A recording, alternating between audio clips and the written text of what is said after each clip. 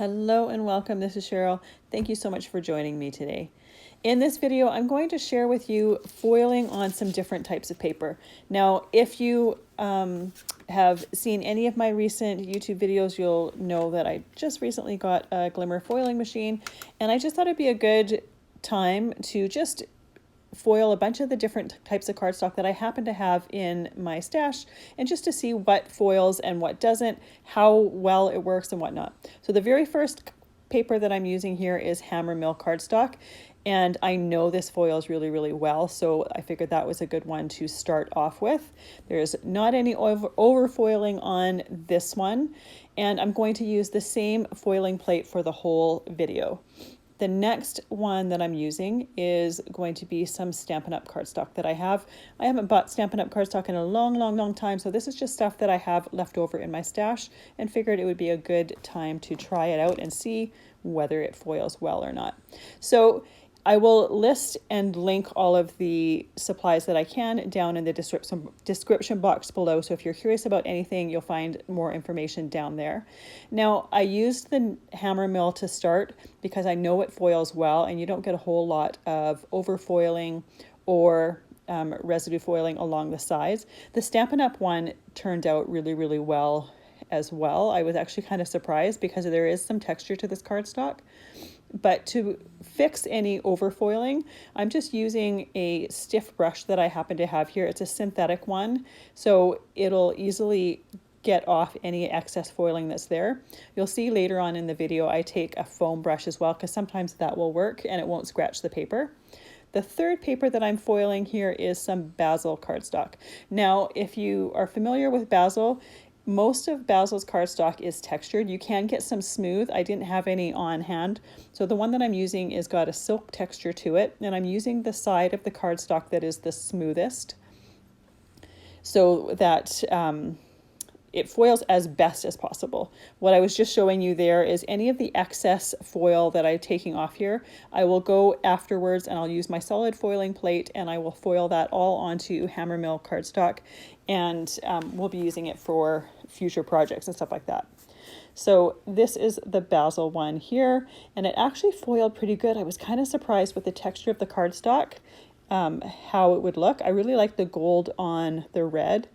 There is a little bit of overfoiling that I'm just going to use my brush to take the excess off, but I was pleasantly surprised at how well this turned out. And I think it just opens up the possibilities for so many other colored backgrounds for cardstock. Now, I could be using just the white and then color the background, but sometimes it's nice to start with colored cardstock. So the fourth one that I used there that I put in the machine is Neenah Classic Crest cover stock. It's a nice thick cardstock that I like to typically use for my card bases. This is a piece that I had to cut off of a base because it had gotten ink on the wrong side, which you probably saw when I showed at the beginning. But I just figured, let's see how it foils anyways. There's definitely some overfoiling on this that needs to be brushed off. Now, even though these are overfoiled and can be brushed off, I'm still going to be using them in different cards to try out different techniques and stuff like that. So this isn't going to waste. It just means that it doesn't foil perfectly the first time and needs a little bit of touch up. This fifth one here, I'm using Distressed Mixed Media Heavy Stock, and I know from what I've heard is it does not foil very well, and you'll see in a minute what that really means. Now, I thought the foil wasn't going to stick when I heard that it didn't foil well, but here is it. It gets a really shaggy look to it. It's not nice and clean as the other ones have been, and I think it could be kind of cool for like a distressed kind of a mixed media-ish look. I think you could use it for different techniques, but if you're wanting a nice clean look, this is definitely not the cardstock to choose. I'm going to try it sometime by doing a distressed background and then foiling over top just to kind of see what the look would come out with. So it's not a complete write-off, but if you're wanting something clean, it's definitely not the one to choose. The sixth one I'm using here is some vellum. So I've got a nice thick vellum here that I'm using, and I thought it was going to work really well just because vellum is nice and smooth, And I was absolutely right. It turned out really, really pretty. The one interesting thing is the foiling lines are a lot more fine and delicate than on the Hammermill cardstock. So I think for making some formal cards or just different ones where you've got a nice delicate foiling look to them, this is the one to choose. It turned out beautiful.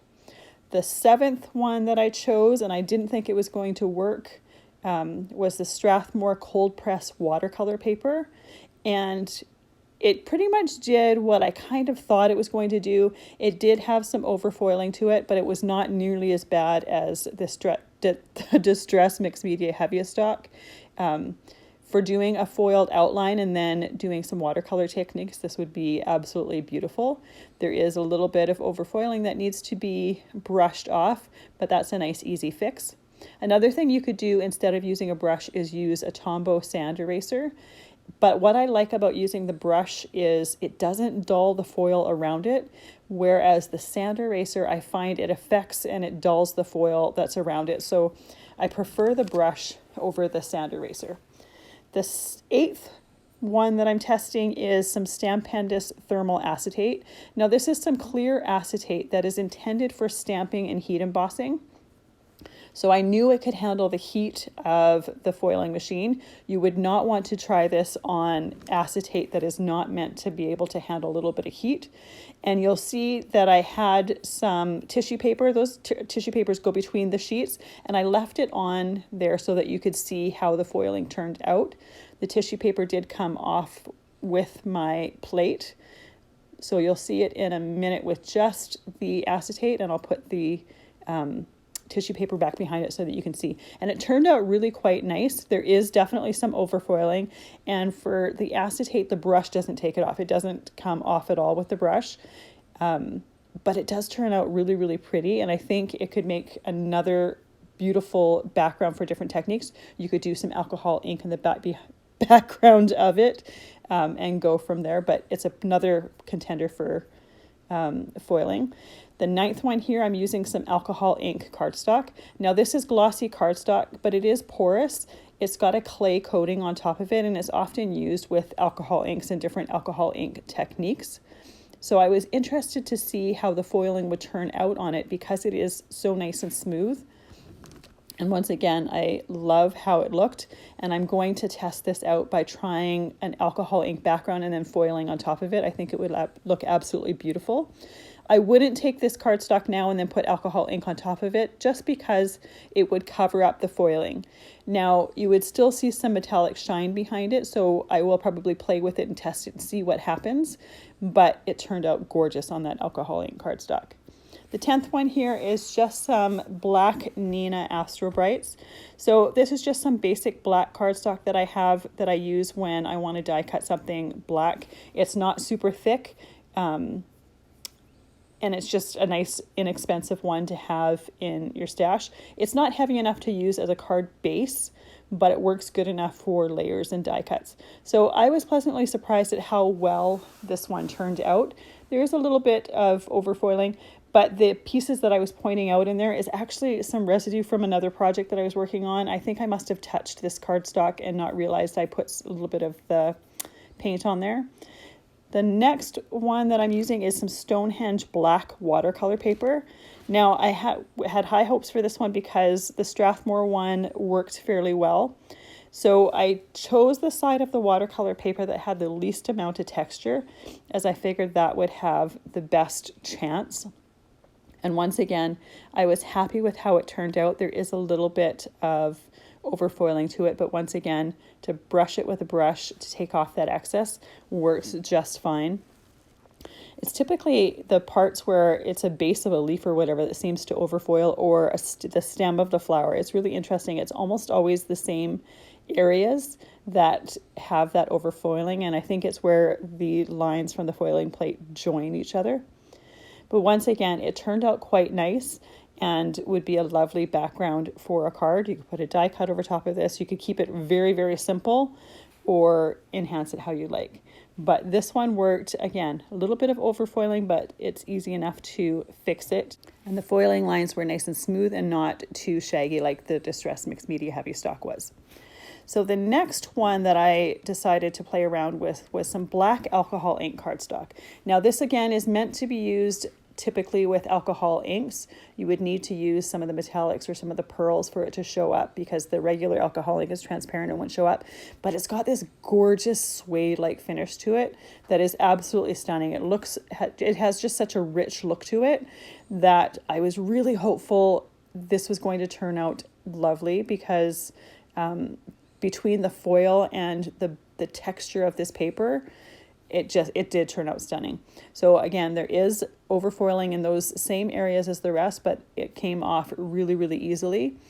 But to do this as a background for a very simple card with just the foiling, and you could add just a foiled sentiment on there as well, I think would be gorgeous and super, super simple, but it looked beautiful.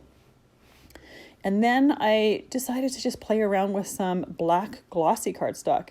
I figured this was going to turn out very similar to the Alcohol Ink cardstock, which is has got a gloss finish to it. And I was right, it turned out lovely. But if you have some glossy cardstocks, try them with foil, because it turned out really, really nice.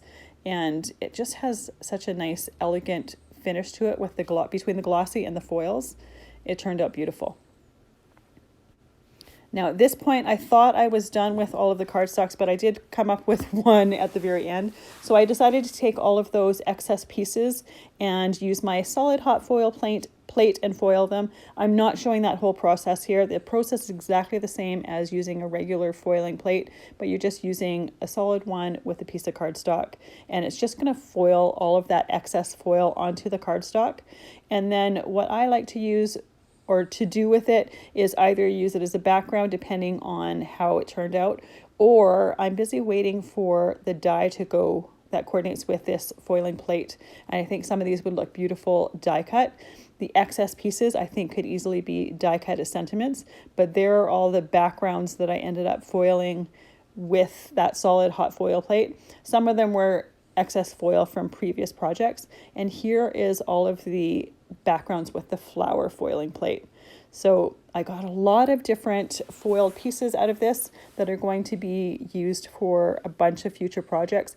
And some of them, like the Distress Mixed Media Heavy Stock one, I'm just going to play around with it and just see what happens. Try to come up with some different techniques that would go with that sort of look, because some of the fun of experimenting and playing is coming up with new ideas and different looks. So while I thought I was finished, I thought about some Strathmore Bristol cardstock that I had, and it's got a smooth finish to it, so I thought it was going to foil absolutely beautifully. And why not try it out while I'm testing things for this video? So I've got it all layered in there, and I'm running it through the machine. And it actually didn't foil quite as nicely as I thought it was going to. It's okay, it totally works, but because of the smooth finish of the cardstock, I thought it was actually going to be very similar to the Hammer Mill, the very first one, and it wasn't. There was some oil overfoiling that, once again, it's easy enough to fix it and to get it off of there, but it didn't foil quite as nicely as the Hammer Mill, and that's what I thought it was going to do. So there is that one. So overall, there's 14 different cardstocks here that I tested, and I hope that it was helpful for you if you're starting a foil journey too.